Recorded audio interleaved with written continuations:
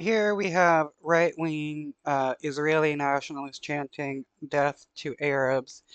If this was the other way around and you had right-wing Arabs screaming death to Israelis, they would be screaming anti-Semitism and how everybody wants to kill all Jewish people.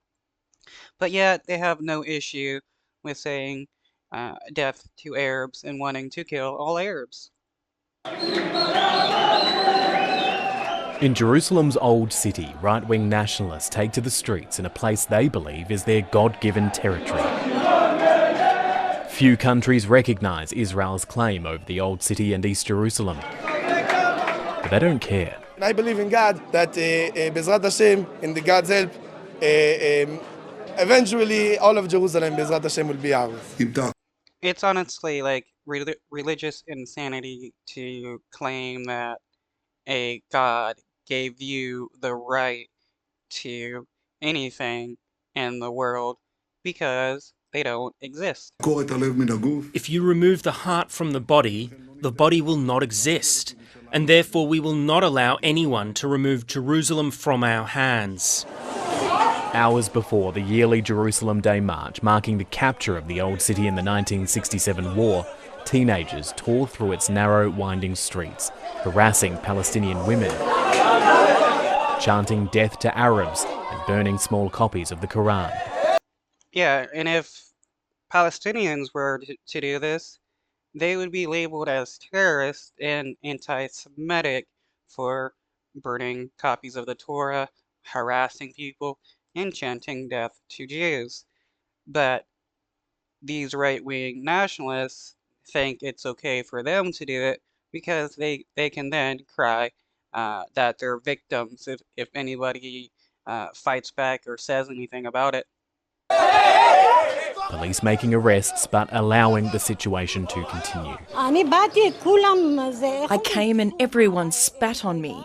Why? I do not know. I did nothing. It's not okay what they did. Many shopkeepers closed their doors early to avoid being attacked.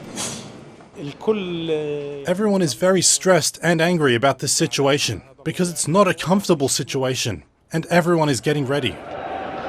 How is this anything but terrorism by these right-wingers?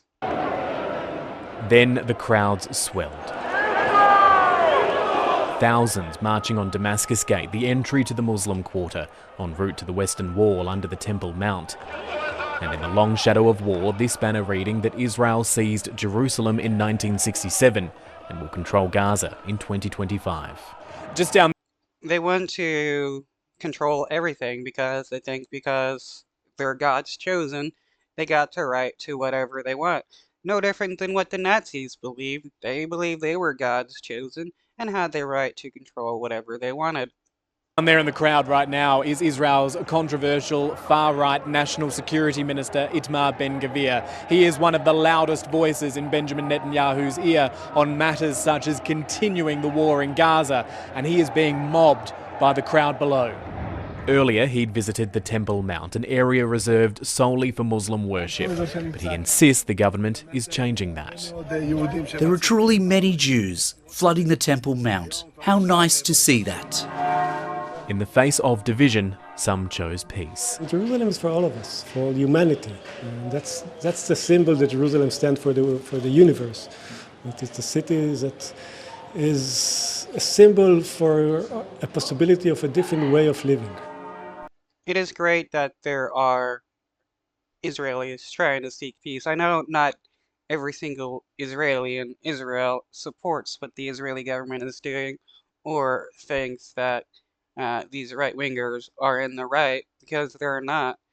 And it's the only reason why the Israeli government is allowed to do what they're doing is because the United States protects them, and the Israeli government is just completely right-wing fascist, with left-wingers having very little influence over the government. A worthy goal in a fractured city.